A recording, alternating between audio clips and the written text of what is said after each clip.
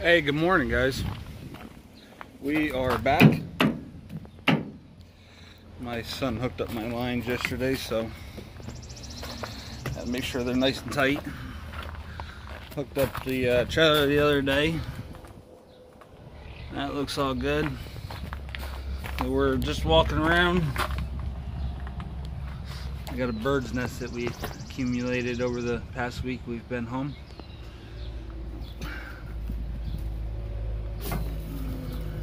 Poor guys.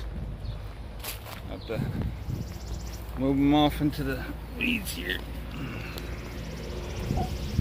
Sorry. I want to take off with the house. So we're just doing a pre-trip real quick. Making sure everything's good.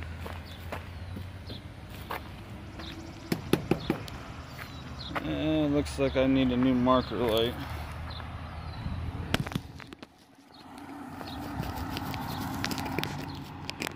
Nope, plug came undone. Hold on. Nope, we'll get to that later today. Backlights are working. We don't need a new. Actually, probably need a new one too. I got to go through and lube up these connections for the lights. That one's corroded, so I got to change the end. Probably change the light because the light's probably corroded too.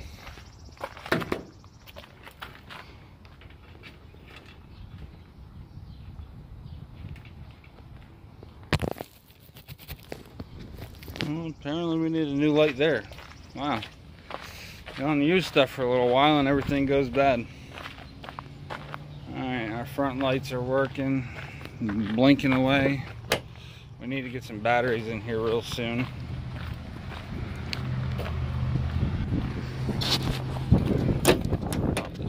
Quick. Check out our coolant situation. So our coolant is nice and good. I was missing, you guys can probably see it there, there's a bolt there and there's a bolt here. This bolt over here was missing. So when I did this, the whole backside there would move, but we got bolts in there now. It's nice and tight.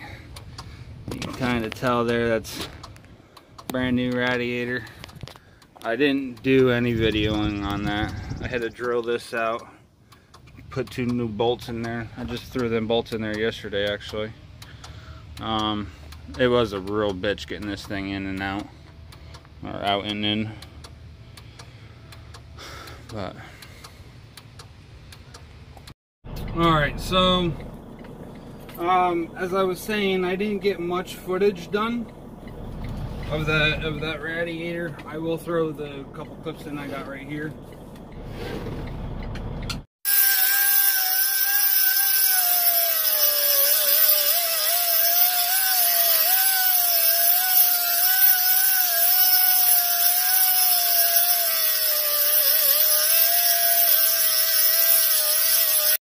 Well, we're getting there, guys. Got it all out. It hasn't been fun. Of course, I wasn't unhooking my AC either, so we got that all pushed to the front.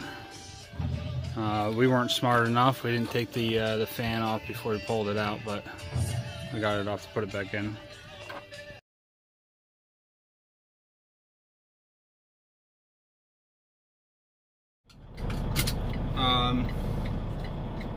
We were just having a hell of a time with it, and I was more focused on that, and I didn't have my GoPro or anything charged to do a time lapse or anything like that. So I probably could have set up the phone, but I think I would have ran out of time. Not really sure how much time I have on it. But regardless, we got it done. No more check engine light. We shouldn't run out of any fluid. It was weird. The radiator, from the way it was acting, I only needed 2 gallons every time to fill it up, but that 2 gallons would run right out. So I don't know if it was that 2 gallons would create enough pressure to pressurize it and push the fluid out, or build up the pressure it needed to push it out, or what the deal was. But because it was losing only that 2 gallons, my assumption was that it was going to be at the top of the radiator, but it actually wasn't.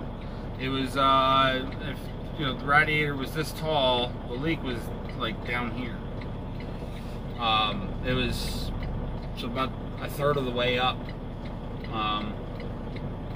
It was intriguing, that's for sure.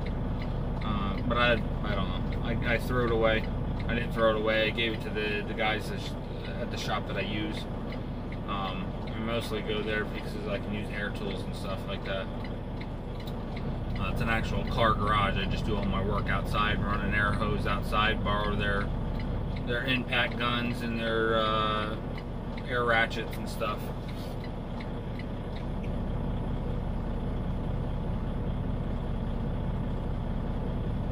But it was definitely an interesting task that we had to get done. At least we know how to do it better next time. At first we were trying to just take it out or unbolt it, and we were going to slide it up out of the cradle, and we realized that wasn't going to work. So we ended up, the one thing that we could have done was disconnected the AC lines and taken out the entire the condenser and the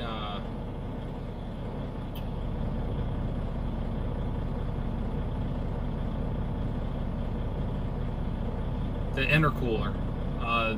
We could have taken out the condenser, the intercooler, and the radiator in the cage all in one piece if I disconnected the AC lines.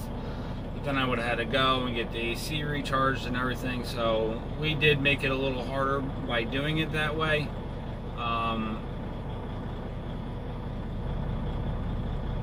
Which it was definitely a pain in the ass when we went to go put it back in to get the intercooler wrapped back around the radiator and frame. So that's one step that we could have taken to make things easier. The other step was we didn't remove the fan before we pulled it apart. That made it a pain in the ass.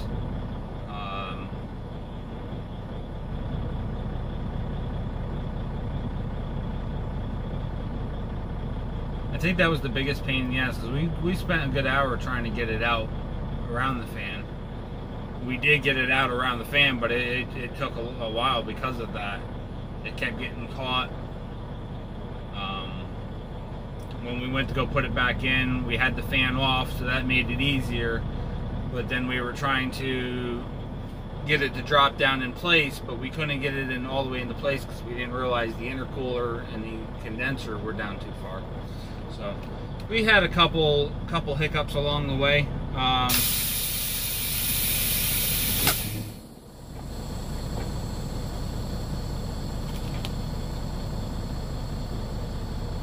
But it all worked out for the best. We got it done.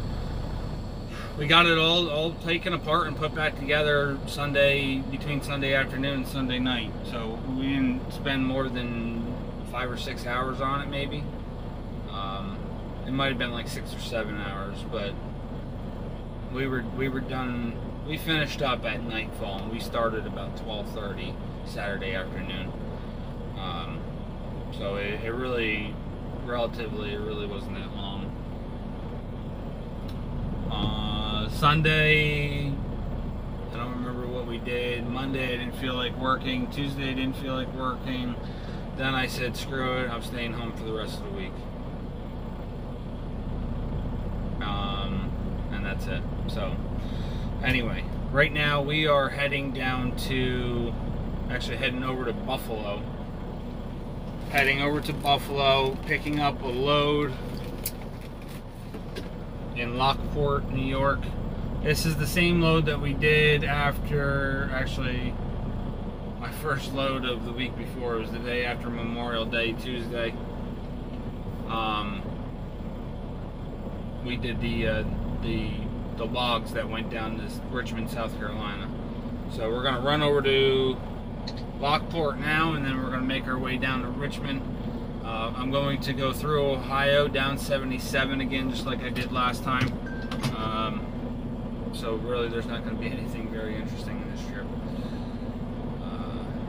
So that's it for right now. I will show you guys what we got when we get to Lockport. So thanks for watching, stay safe, and we will see you later today.